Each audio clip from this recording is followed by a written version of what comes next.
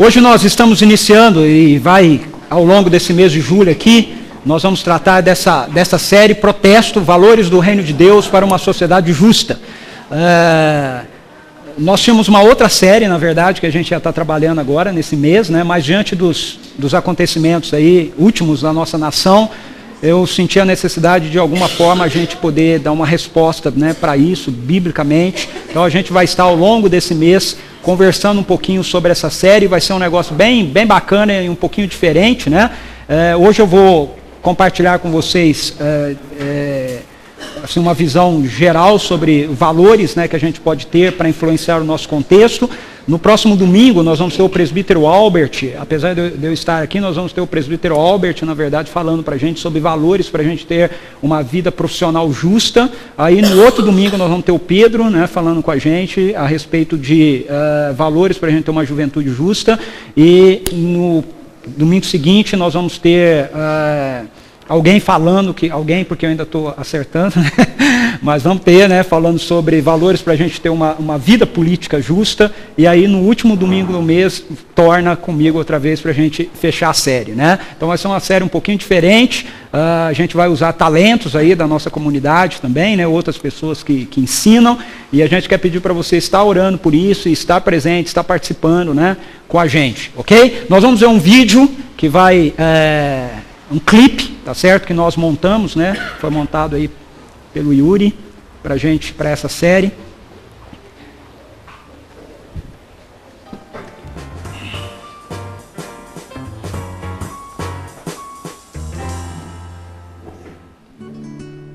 Como será o futuro do nosso país?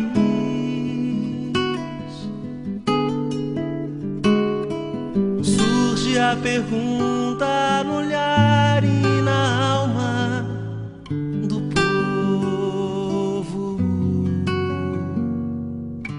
Cada vez mais cresce a fome nas ruas, nos morros.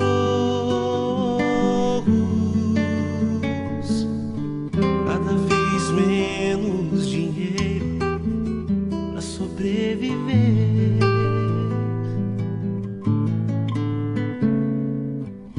Onde andará a justiça, outrora perdida? Some a resposta na voz e na vez de quem manda. Homens com tanto poder e nenhum coração.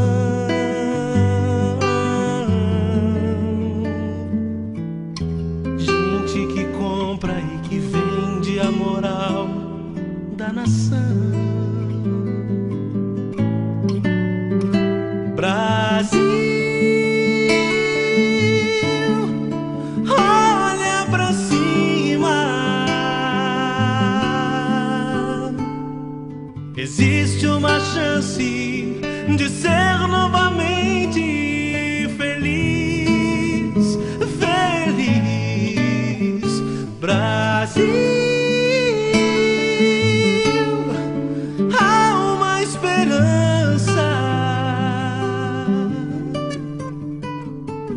volta teus olhos pra Deus, justo juiz. Brasil, olha pra cima. Existe uma chance de ser novamente feliz.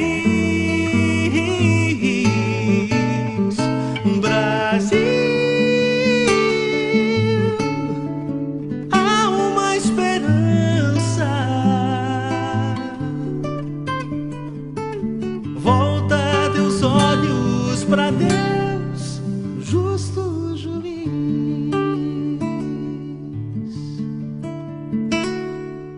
Como será o futuro do nosso país?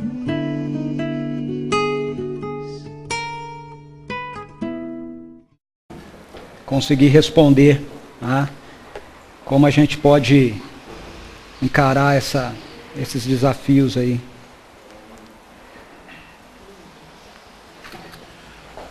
Eu quero convidar você para, se você estiver com a sua Bíblia aí, abri-la comigo em Daniel capítulo 1.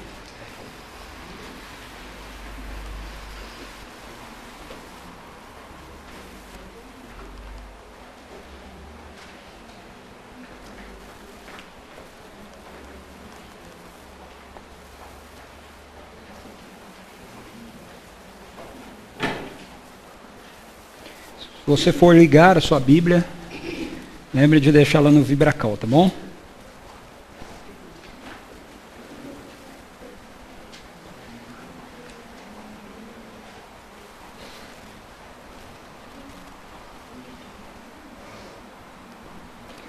Daniel capítulo 1.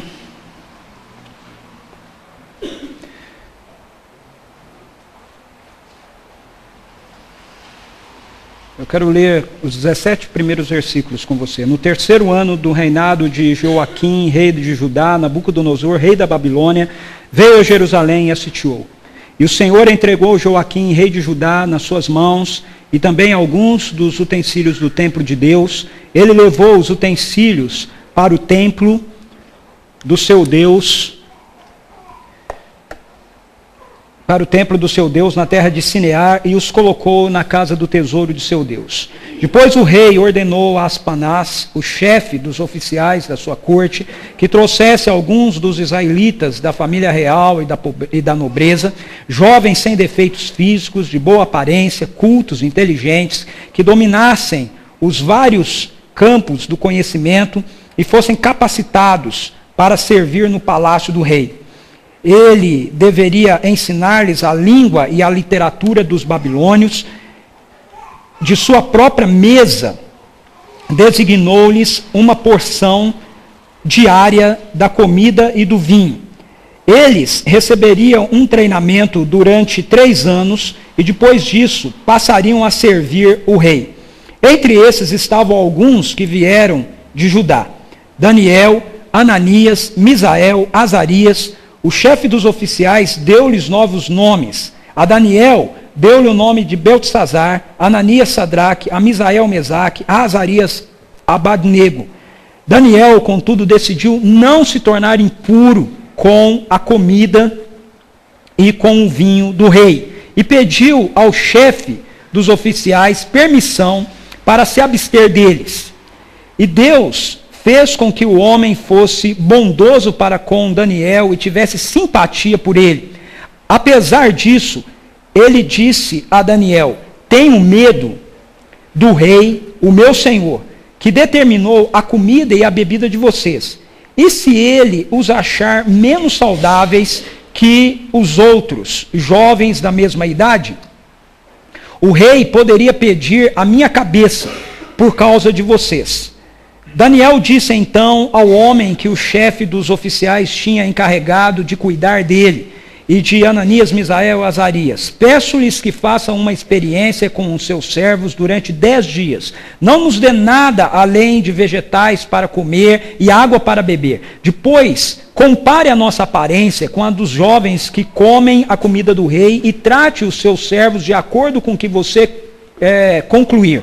Ele concordou e fez a experiência com eles durante 10 dias. Passados 10 dias, eles pareciam mais saudáveis e mais fortes do que todos os jovens que comiam a comida da mesa do rei. Assim, o encarregado tirou a comida especial e o vinho que haviam sido designados, e em lugar disso lhes dava vegetais. A esses 4 jovens, Deus deu sabedoria e inteligência para conhecerem todos os aspectos da cultura e da ciência. E Daniel, além disso, sabia interpretar todo tipo de visões e sonhos. Que Deus abençoe a palavra dele no nosso coração. Amém?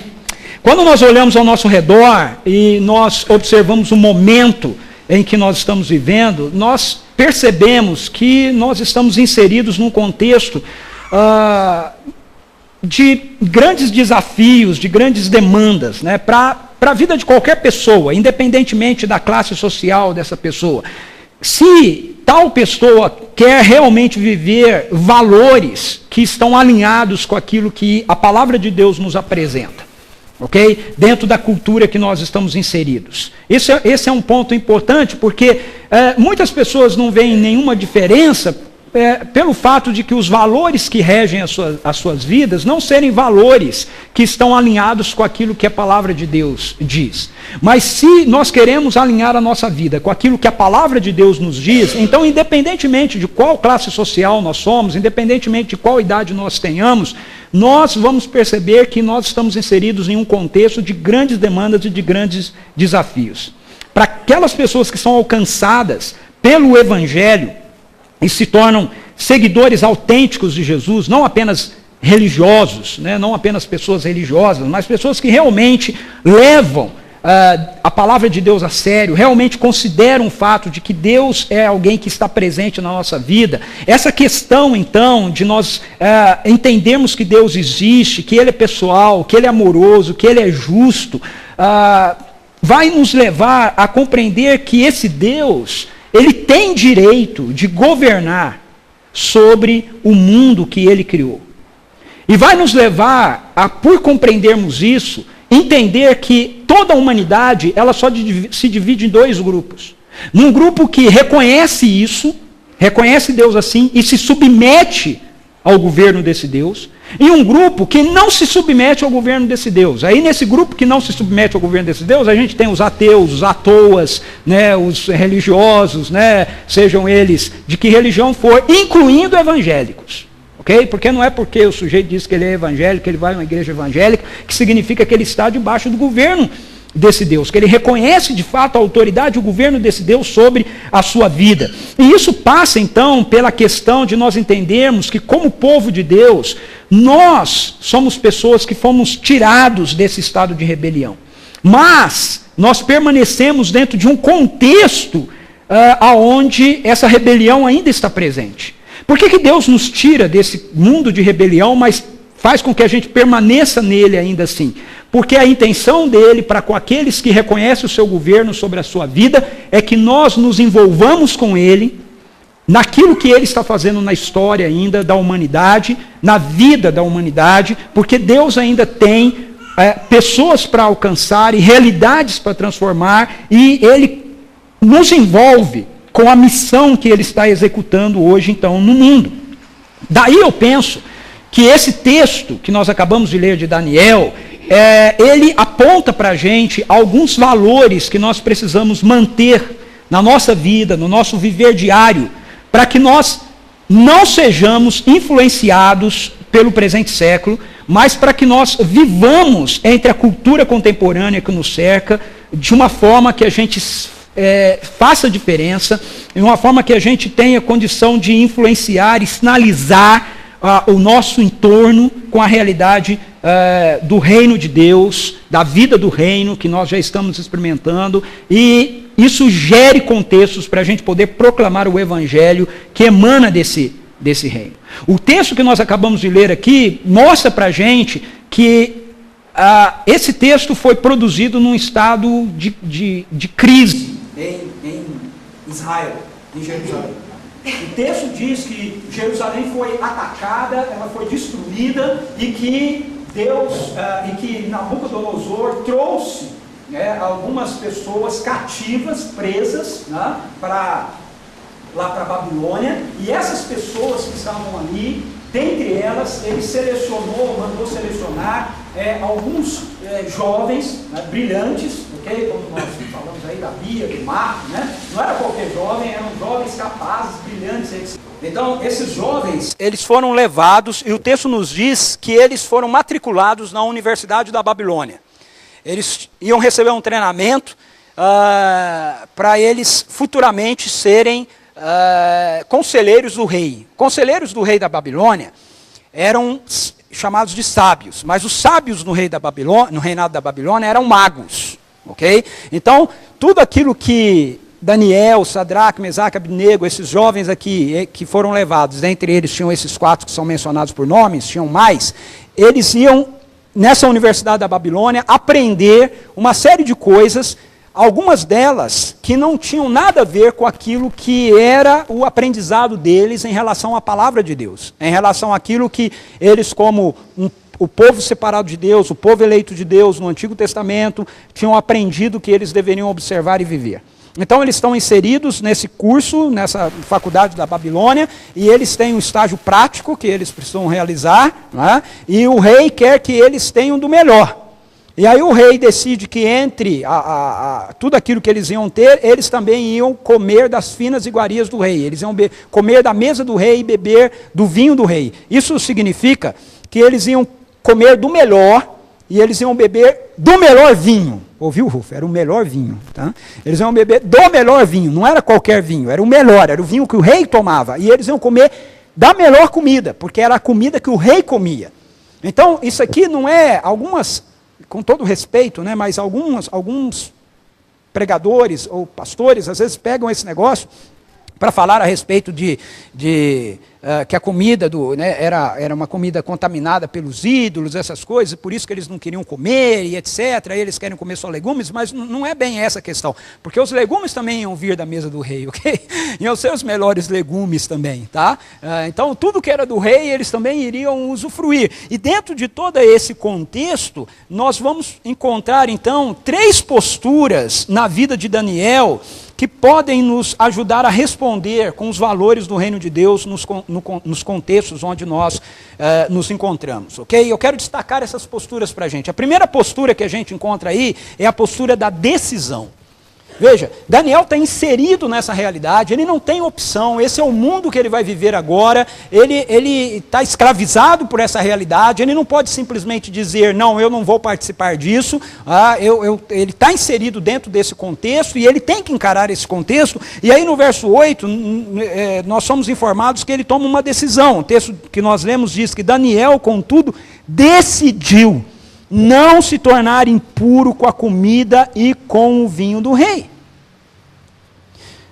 Aceitemos ou não, um fato que nós precisamos nos lembrar é que a vida é feita de decisões.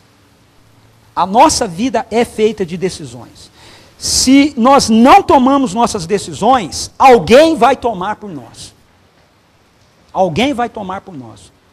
Toda a vida é feita assim. E dentro dessa nossa sociedade, todos os dias, nós agimos com base em algumas decisões que não fomos nós que tomamos, mas que tomaram por nós. E nós somos obrigados a nos submeter a essas decisões, porque elas são decisões que vêm das estruturas, das organizações, ela vem da lei, ok? Então a gente não tem muita opção. O rei da Babilônia, ele tomou decisões quanto à vida daquelas pessoas que foram trazidas para Jerusalém. Versículos 3 a 5 que nós lemos nos mostra isso. Diz que depois o rei ordenou a Aspanaz, o chefe dos oficiais da sua corte, que trouxesse alguns dos israelitas da família real e da nobreza, jovens sem defeito físico, de boa aparência, cultos, inteligentes, e dominassem os vários campos do conhecimento e fossem capacitados para servir no palácio do rei. Essa foi a primeira decisão que ele tomou. Tira esse povo no meio da sua família, traz, eles vão viver aqui no meu palácio. Eles vão viver aqui, comigo. Eles deveriam ensinar-lhes a língua e a literatura dos babilônios. Da sua própria mesa, o rei designou-lhe uma porção diária de comida e vinho. Eles receberiam um treinamento durante 3 anos e depois disso passariam a servir o rei. Não havia opção, eles tinham que fazer isso. Assim também na nossa sociedade existe uma estrutura e existe autoridades que tomam muitas vezes decisões por nós, o tempo todo. E nós somos levados, muitas vezes, a, nessas tomadas de decisões, comermos da mesa do rei. Comermos das finas iguarias do rei. Nós somos levados a achar que precisamos nos submeter aos mesmos valores que toda a nossa sociedade se submete. Como, por exemplo, a ganância, a violência, a arrogância, a calúnia, a vingança, a traição, a promiscuidade, entre outras posturas. E qual que é o argumento que as pessoas usam para que a gente se submeta a isso? Todo mundo faz. Todo mundo faz isso. Você não vai fazer? Todo mundo no mundo comercial faz isso, você não vai fazer? Todo mundo na escola faz isso, você não vai fazer? Todo adolescente, todo jovem age assim, você não vai agir? Então esse é o argumento que se usa, mas Daniel e um grupo de amigos nos ensinam que não é porque existe um padrão na nossa cultura, ainda que seja ordenado por autoridades superiores, que nós precisamos nos render a ele. Daniel decidiu não comer a comida da mesa do rei e não beber do seu vinho. Agora, o que Daniel está fazendo aqui é uma ação de subversão, ok? Alguns segmentos, algumas igrejas, né, de novo, não é nenhuma crítica, ok? Mas é apenas uma constatação de reflexão. Usam esse texto para argumentar que a gente tinha que ser vegetariano. Né? Mas a questão aqui não é sobre o argumento de você ser vegetariano ou não. O negócio é muito mais profundo do que isso. Daniel e os seus amigos, eles estão tomando uma postura de subversão. Não tem nada a ver com a comida e a bebida diretamente, mas tem a ver com uma maneira que Daniel e seus amigos arrumaram de demonstrar que, embora eles estivessem inseridos na cultura da Babilônia, embora eles tivessem que ler os livros da Babilônia, embora eles tivessem que aprender as artes mágicas da Babilônia, que eles iriam estudar lá na faculdade, eles é quem iriam decidir o que é que de fato iria entrar na sua mente e no seu coração, e o que não iria entrar na sua mente e no seu coração. Esse é o recado que Daniel e os seus amigos estão dando. Quando o Evangelho ele nos alcança, quando nós nos rendemos ao Evangelho, o que nós estamos fazendo? Nós estamos tomando uma decisão. É isso que nós estamos fazendo. Por isso que a gente usa essa expressão. Essa é uma expressão que é usada dentro de contextos cristãos. Você já se decidiu? Você já tomou uma decisão por Jesus? Olha a palavra que a gente usa. Não é? Render-se ao Evangelho, acolher o Evangelho é tomar uma decisão. A decisão de que nós não vamos nos deixar padronizar mais pelos valores da nossa cultura. Não vamos. Por mais conveniente que esses valores sejam. Quando tais valores não estiverem alinhados com os valores do reino de Deus. Quando a gente toma uma decisão por Jesus, quando a gente se rende ao Evangelho, nós estamos dizendo isso. Nós estamos dizendo, nós não vamos mais nos deixar conduzir por aquilo que a sociedade diz que é o correto, que é o certo, se isso que for correto e certo não estiver de acordo com aquilo que Deus nos diz na sua Escritura, que é correto e que é certo. Nós recebemos essa convocação para tomarmos esse tipo de decisão diante da cultura presente que nos cerca. Veja só o que a palavra de Deus nos diz em Romanos 12, 1 e 2. É uma convocação. Diz assim, portanto, irmãos, rogo-lhes, pelas misericórdias de Deus, que se ofereçam em sacrifício vivo, santo e agradável a Deus. Este é o culto racional de vocês. Não se amoldem ao padrão deste mundo, mas transformem-se pela renovação da sua mente, para que sejam capazes de experimentar e comprovar a boa, agradável e perfeita vontade de Deus. Rogo-vos. Essa palavra é, eu insisto com vocês, veementemente. Essa é a ideia do texto aqui. Então, assim como Daniel e os seus amigos, a igreja para a qual o apóstolo Paulo está escrevendo esse texto originalmente, estava inserida dentro da cultura romana. A cultura romana era uma cultura promíscua, era uma cultura violenta, ela impunha o seu regime, né? E a ordem pela espada, pela força, e era uma cultura idólatra, e era uma cultura onde o imperador era visto como Deus, e você tinha que se submeter 100% a ele, sem nenhum questionamento. Mas aí vem o apóstolo Paulo, dentro desse cenário, dentro desse contexto, e ele diz, olha, eu rogo a vocês, que vocês precisam se sacrificar, diante do poder do Evangelho. O apóstolo Paulo nos convoca para uma vida de sacrifício vivo. Sacrifício vivo. Por quê? Devemos ter uma vida assim. Porque nós sabemos que nossos valores, se o Evangelho nos alcançou, são agora diferentes dos valores da cultura que nos cerca. E que isso vai acarretar dificuldades para a gente. Não vai ser fácil. Não há como sermos autênticos seguidores de Jesus Cristo Não há como sermos verdadeiros com o Evangelho sem que a gente tome a decisão de não nos tornar impuros com a comida e o vinho do rei. Porque o Evangelho nos resgata do sistema que rege esse nosso mundo maligno. É isso que o Evangelho faz por mim e por você. Não tem nenhuma coerência se a gente diz assim, não, eu creio no Evangelho, eu me rendi ao Evangelho, mas o estilo de vida que a gente tem não está de conformidade com o Evangelho. Por quê? Porque uma das coisas que o Evangelho faz é nos tirar desse sistema que é contrário a Deus. Vou citar Paulo de novo. Olha Gálatas 1, 3 a 5. O apóstolo Paulo diz assim: a todos vós, graça e paz da parte de Deus nosso Pai e do Senhor Jesus Cristo, que se entregou, ele está falando do Evangelho, voluntariamente pelos nossos pecados, ninguém obrigou Jesus, ele quis fazer isso, a fim, mas olha por que ele fez isso, a fim de nos resgatar deste atual e perverso sistema mundial, segundo a vontade de nosso Deus e Pai, a quem seja toda a glória pelos séculos dos séculos. Então Paulo está dizendo, olha, o Evangelho, a ação de Jesus em morrer na cruz e ressuscitar, para nos alcançar, para nos trazer para um relacionamento de volta com Deus, visa nos resgatar desse presente sistema mundial que é contrário a Deus. E por que Jesus visa fazer isso por nós? Porque essa é a vontade de nosso Deus e Pai. É isso que Deus deseja, é isso que Ele quer. Não há como a gente experimentar a boa, perfeita e agradável vontade de Deus sem que a gente experimente a realidade de uma vida que é governada por um novo sistema, que é o sistema do reino de Deus. E isso não pode acontecer sem que a gente tome uma decisão. Então o convite do Evangelho não é um convite à passividade, não é um convite à adequação.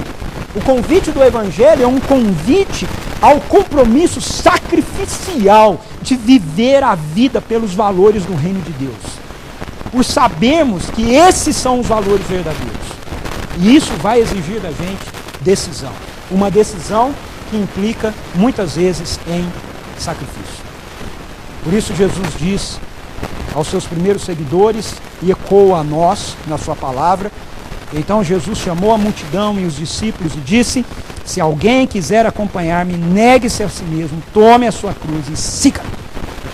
Então a primeira postura que eu e você, que nós precisamos ter como autênticos seguidores de Jesus, para que os valores do reino de Deus influenciem os contextos aonde nós estamos, nosso trabalho, sua escola, onde você estuda, os amigos com quem você convive, a turma da academia, onde você joga bola, a galera do happy hour, né, para que a sua vida presente ele influencie essas pessoas, você precisa tomar a decisão de que os valores do reino de Deus é que vão governar sua vida, e não mais os valores do presente século. É isso que Daniel está fazendo ali.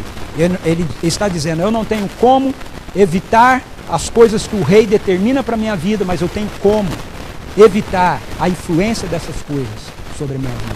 E essa é a minha decisão. E eu vou mostrar isso de uma forma prática, deixando de comer das finas iguarias da mesa do rei, para dar um recado de que assim como eu como coisas diferentes, isso me é saudável, eu decido que vai ser saudável para a minha vida física, eu também vou decidir o que vai ser saudável para a minha vida existencial, espiritual. Isso vai nos conduzir, então, a uma segunda postura, que é a postura da determinação. Veja, Daniel tomou essa decisão e ele vai e propõe isso, então, para o encarregado, né, dele, mas o encarregado, com toda razão, né, fica com medo. Ele fala, não, mas o rei mandou eu dar das finas iguarias da mesa dele, tudo de bom e do melhor, a carne e tudo mais, não só os legumes. Isso vocês comerem só os legumes e beber só água e vocês ficarem mais magrinhos que os outros. Né? E se vocês, né, não tomarem suplemento e não ficarem bombados, como é que vai ficar fazendo? Né? O rei vai olhar e falar, não, esses caras aí estão pior que os outros, o que você andou fazendo? E ele vai me matar. Aí o Daniel não fez simplesmente, não, realmente, você tem razão, olha, bem que a gente tentamos, mas vamos deixar isso para lá. Não, ele foi determinado na decisão dele. Ele argumentou, o verso 11 diz, Daniel disse então ao homem que o chefe dos oficiais tinha encarregado de cuidar dele, de Ananias, Misael e Azarias, peço-lhe que faça uma experiência com seus servos durante 10 dias. Então quando Daniel fez a solicitação ao encarregado, ele não aceitou de imediato, mas Daniel foi determinado na sua decisão. particularmente, eu tenho notado que, de modo geral, nós não temos dificuldades em tomarmos decisões. A nossa maior dificuldade é sermos determinados nas decisões que tomamos. E isso vai das coisas mais simples e genéricas às mais particulares e específicas e comprometedoras. Tá? Isso vai, por exemplo, da decisão de que esse ano eu vou fazer regime. Né? E aí começa e já para. Né? Ou esse ano eu vou afinar o meu inglês. Aí começa e para. Né? Ou esse ano eu vou entrar na academia.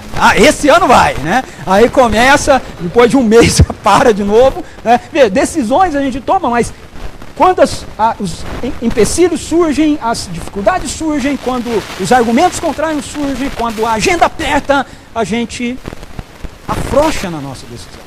A gente abre mão na nossa decisão. E se essas coisas envolvessem apenas questões mais genéricas como essas aí, não seria um grande problema, mas a questão é que elas envolvem isso, mas envolvem também coisas mais sérias na nossa vida.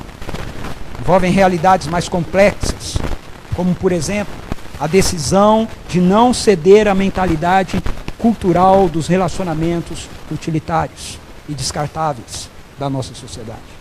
Como, por exemplo, a decisão de manter a integridade para com a justiça, mesmo quando esta nos conduz a situações de perdas pessoais.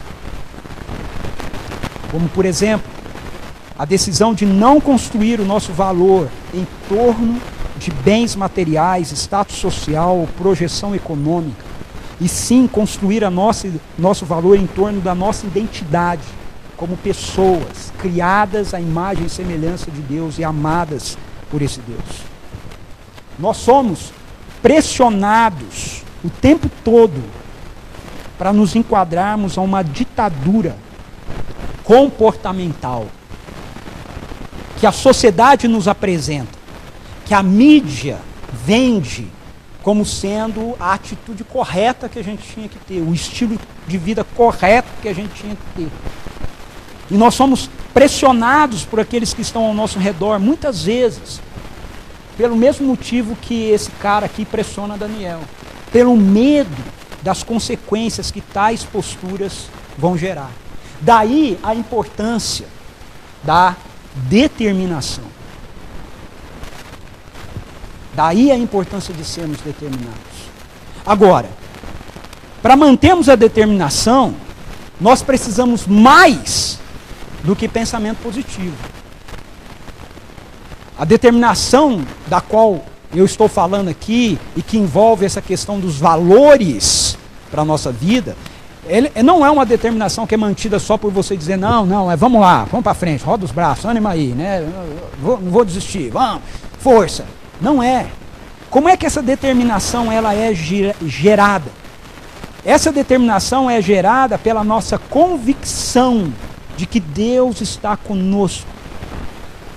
A convicção de que Deus é real e Ele se relaciona pessoalmente conosco. A convicção de que Ele está nos liderando.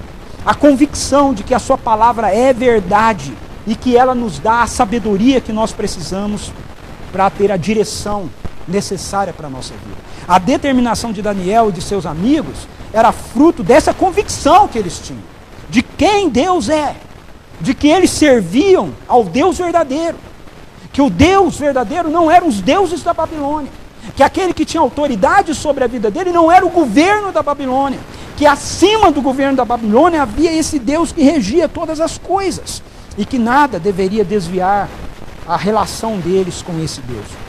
Eu quero destacar 2 exemplos dessa determinação que nós encontramos na história do livro de Daniel.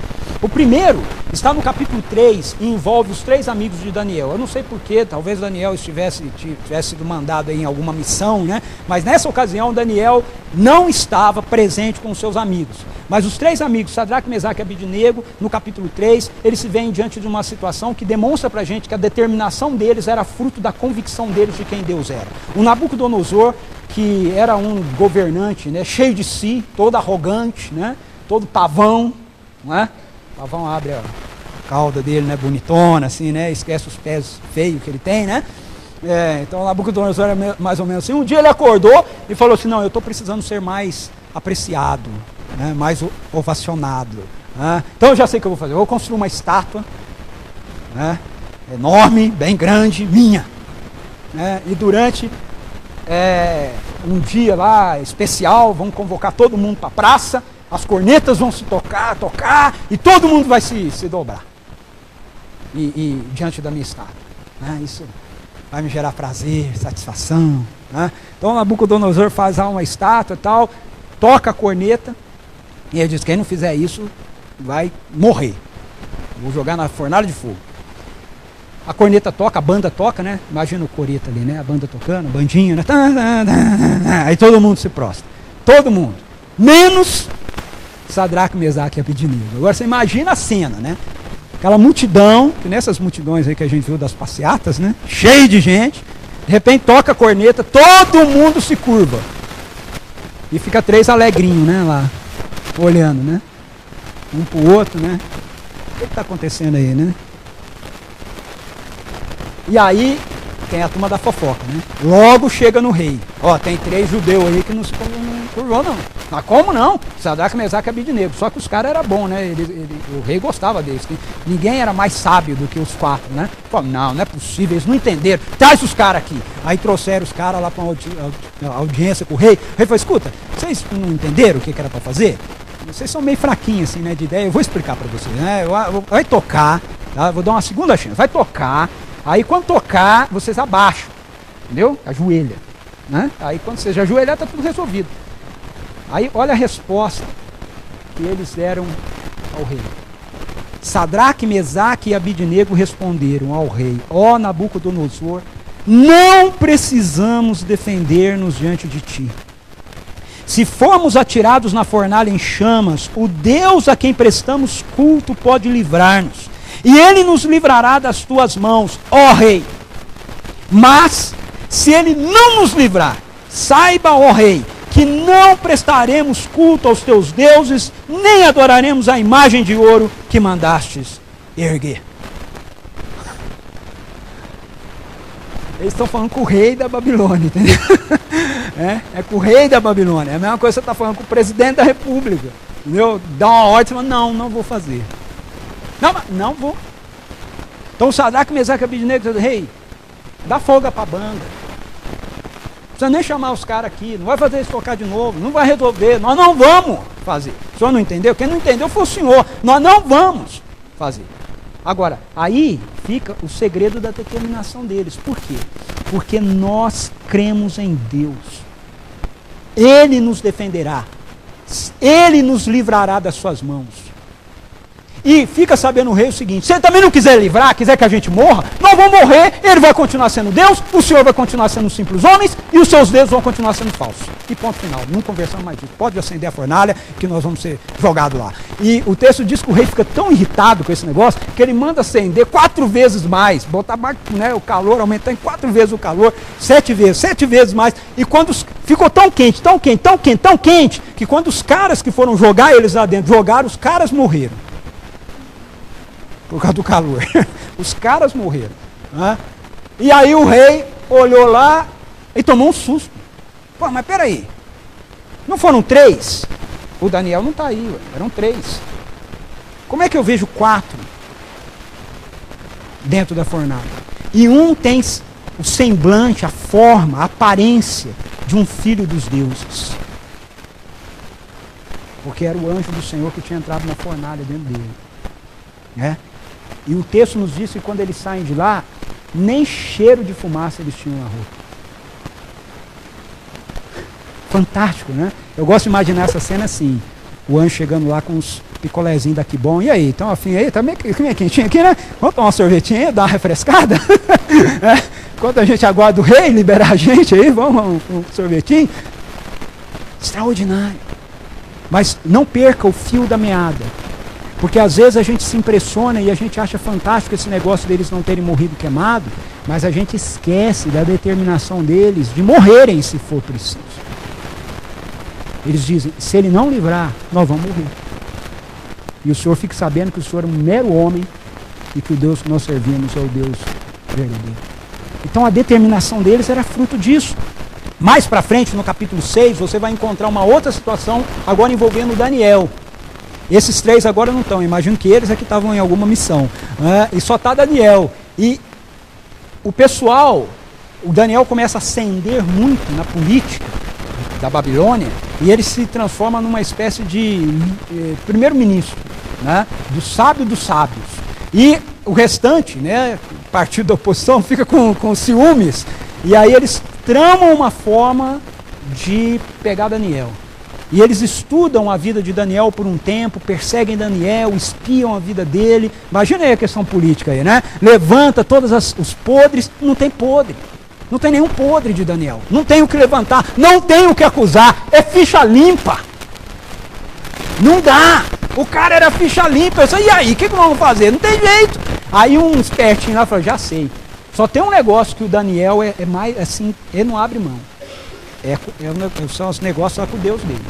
Então vamos fazer o seguinte, vamos convencer o rei a fazer um decreto para que no período de um mês, né, um certo período, um mês, ninguém peça nada a outro Deus ou outra pessoa que não seja ao rei. Aí nós vamos pegar o Daniel. Porque ele não vai fazer isso. Ele vai querer buscar o Deus dele. Ah, beleza, eles fizeram um negócio, o rei disse, ó, fez o decreto, qualquer um que pedir qualquer coisa nesse prazo a qualquer outro, vai ser jogado na cova dos leões. Aí o texto nos diz a reação de Daniel quanto a isso. Daniel 6:10 diz assim, quando Daniel soube que o decreto tinha sido publicado, foi para casa, para o seu quarto, no andar de cima, onde as janelas davam para Jerusalém, e ali fez o que costumava fazer. Grifa esse texto aí, o que costumava fazer. Sabe por quê? Porque se a gente não tiver vida diária com Deus, na hora do aperto, não vai surgir não. Não surge do nada. Daniel tem essa atitude porque esse era o estilo de vida dele. Ele costumava fazer. E aí, 3 vezes por dia, ele se ajoelhava e orava, agradecendo ao seu Deus. O verso seguinte, 11, diz que eles foram espiar e viram Daniel e foram lá caguetar, né, para o rei. Ah, o Daniel estava lá, né? O que eu acho interessante nesse relato é esse detalhe de que os opositores de Daniel fizeram o que fizeram porque eles tinham certeza da determinação de Daniel quanto a se manter fiel aos seus valores. Hoje em dia, as pessoas estão tão acostumadas com gente que não é determinada. A nossa sociedade está tão acostumada com gente que muda toda hora de posição, mesmo na igreja, que quando encontram alguém que é firme diante das suas convicções, essa pessoa é tida por arrogante. Ah, esse sujeito é muito arrogante. Se você for um cristão firme com a sua perspectiva de que não, é só através do relacionamento com Jesus que você pode entrar num autêntico relacionamento com Deus, as pessoas vão te chamar de arrogante. Elas vão dizer para você, porque cristão é muito arrogante, por que vocês acham que é só através de Jesus? Por que não por outras formas? Tem que parar com essa arrogância. Mas isso não é questão de arrogância. É questão da nossa sociedade estar acostumada com as pessoas mudarem de postura e de posição por qualquer coisa. Abrirem mão por qualquer pressão ou por qualquer dinheiro. Nós precisamos ser corajosos para nos mantermos determinados, manter o nosso compromisso de obedecer a palavra de Deus. Que se você é um seguidor de Jesus e já autenticou isso, certamente disse que essa palavra é a única regra de fé e prática para a sua vida. E a gente precisa permanecer firmes, ainda que as pessoas digam que nós somos radicais por causa das nossas decisões. Eu acho que aqui cabe nós conhecermos, se não conhecemos, ou nos lembrarmos, aqueles que já conhecem, da palavra de Deus que é registrada no livro de Josué 1, 8 e 9, que Deus dizendo assim, não deixe de falar as palavras deste livro da lei e de meditar neles dia e noite, para que você cumpra fielmente tudo o que nele está escrito. Só então os seus caminhos prosperarão e você será bem-sucedido. Não fui eu que te ordenei? Seja forte e corajoso, não se apavore, nem desanime, pois o Senhor, o seu Deus, estará com você por onde você andar. E também, 2 Timóteo capítulo 1, versículo 7.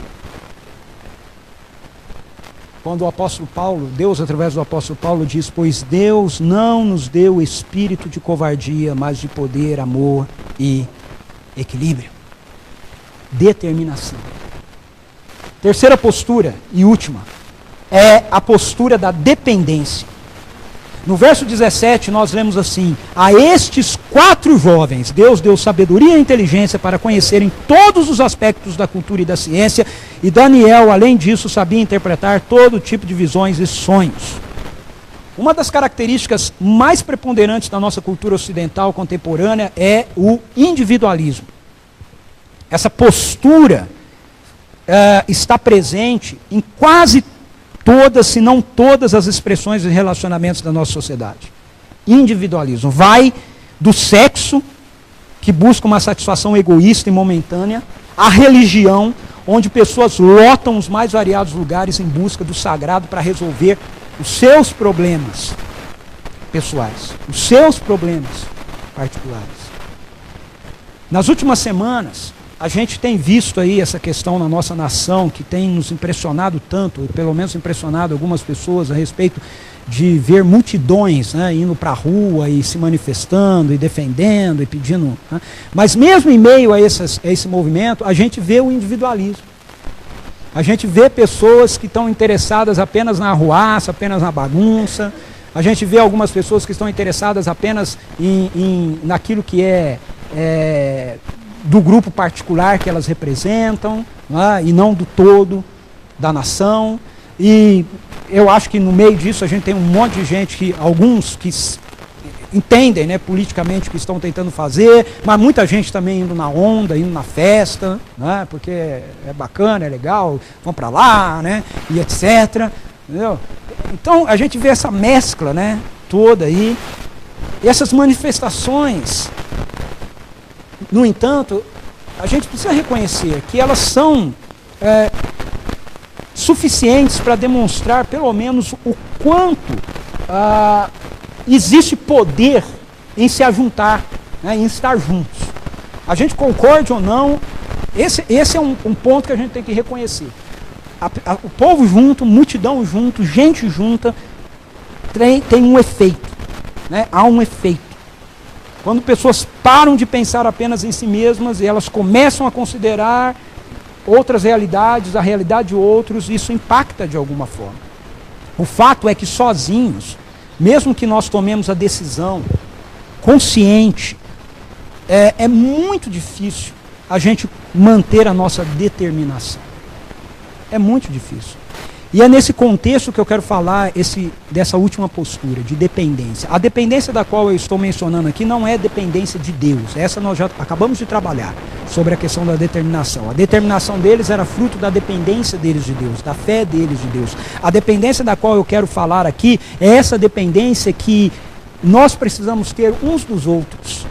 É interessante essa ênfase que é dada em todo o capítulo 1 e, na verdade, nos 7 primeiros capítulos do livro de Daniel, desse grupo de amigos.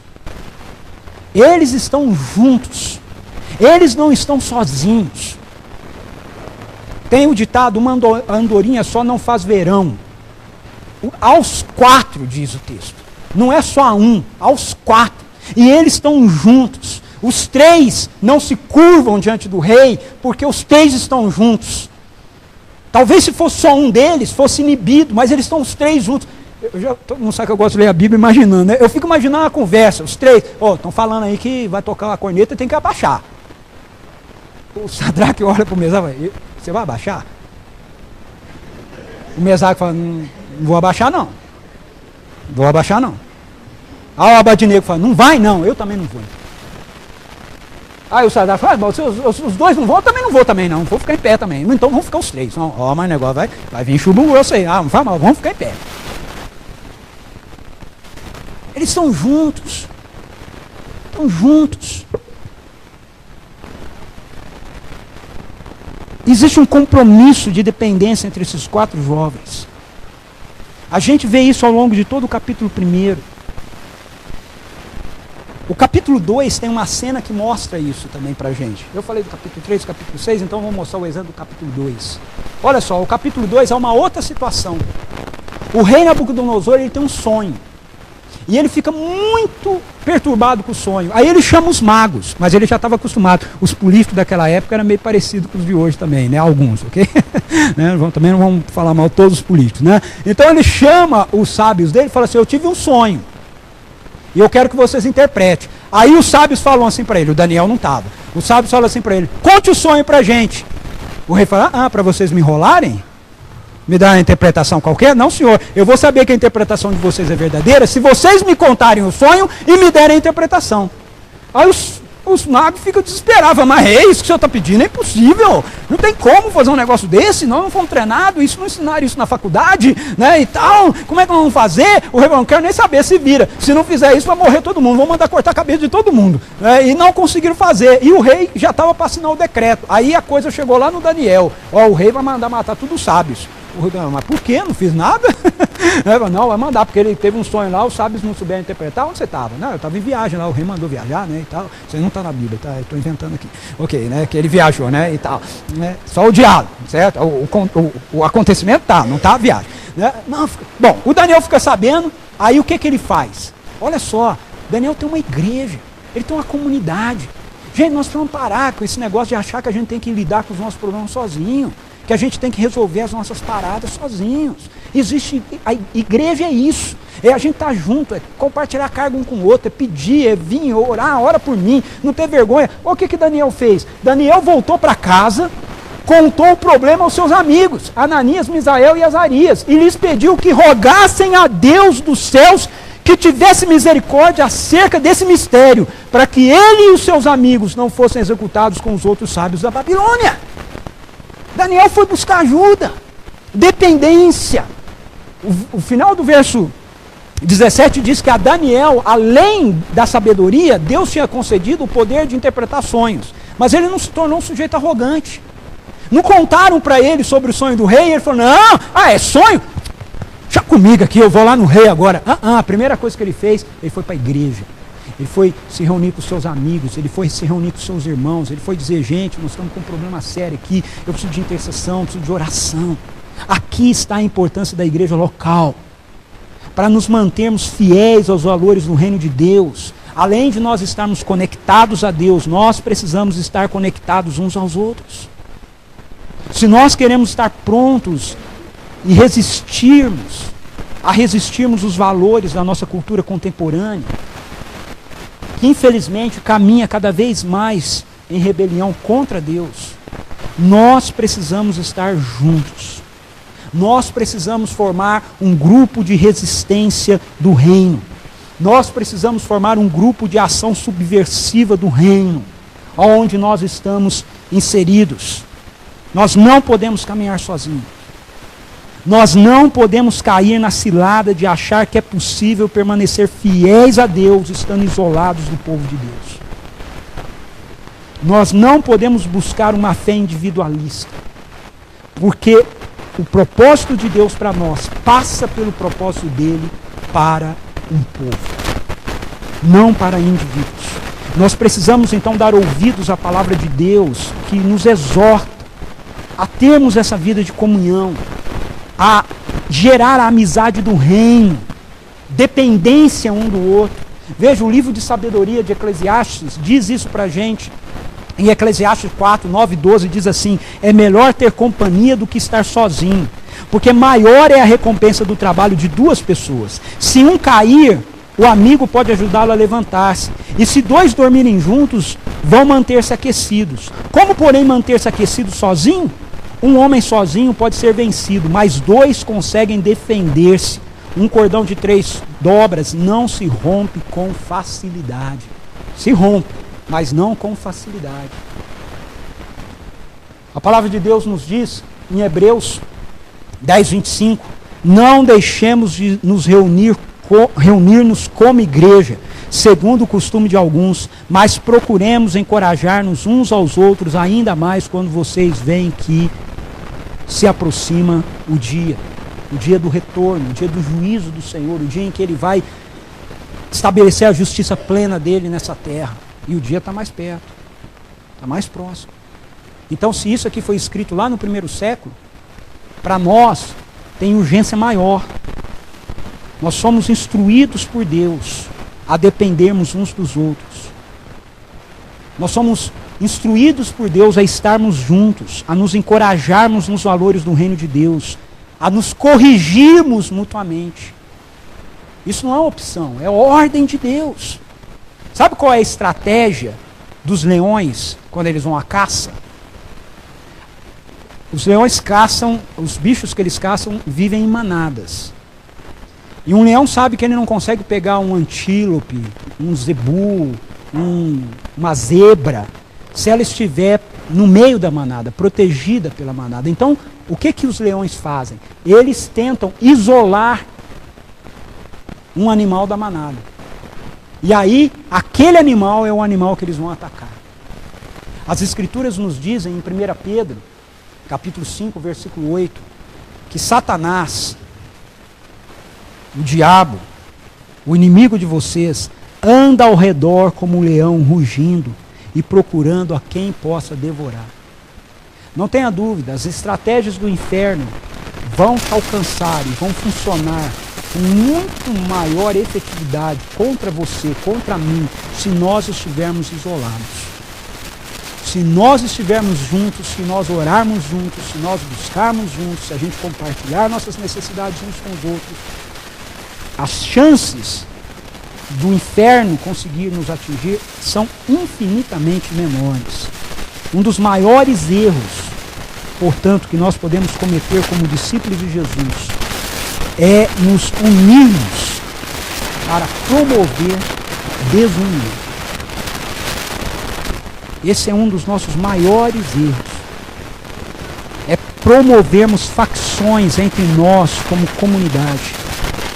Porque nós temos pontos de vistas diferentes sobre alguma coisa, ou porque nós nos deixamos contaminar por um espírito de amargura e nós passamos a alimentar essa postura ao invés de corrigi-la e arrependimento e submissão diante de Deus.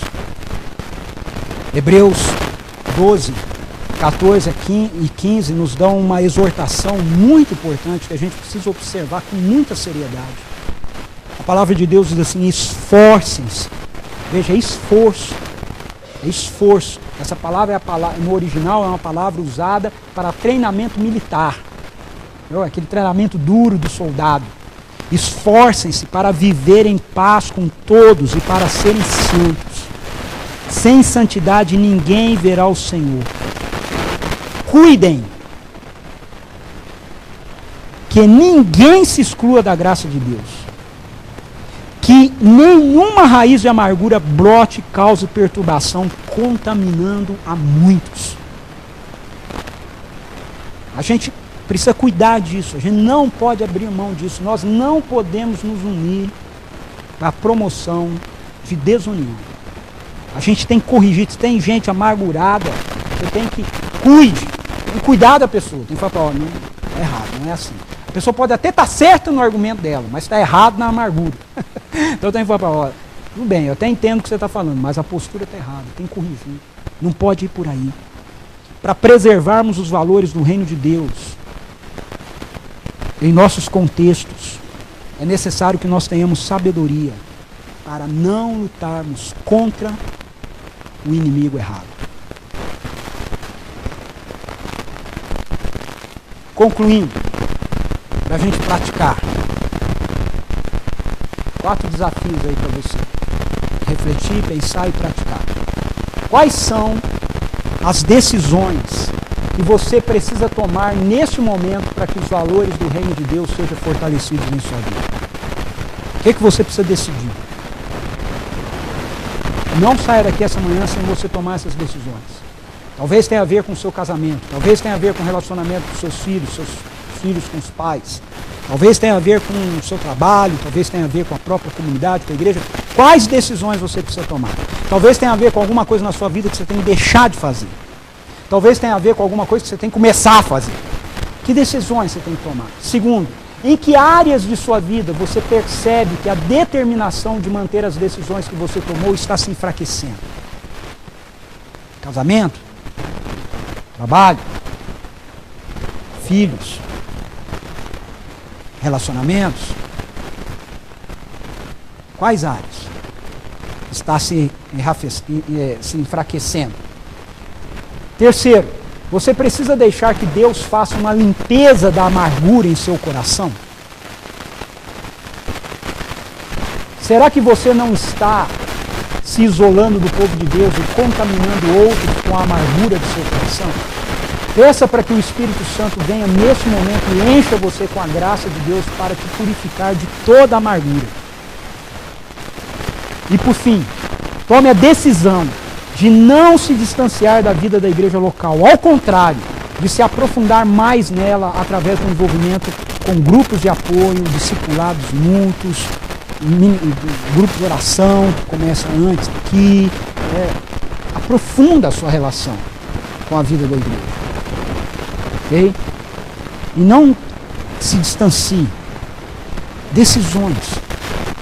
Decisões que a gente precisa da graça de Deus para manter com determinação, mas que a gente precisa da dependência um do outro, para que a nossa determinação não se enfraqueça. A gente precisa do outro para chegar para a gente e falar: e aí, está firme? Não existe não, o que está acontecendo? Está vindo, sumiu, o que foi? Vamos orar, o que você está precisando? Vamos orar?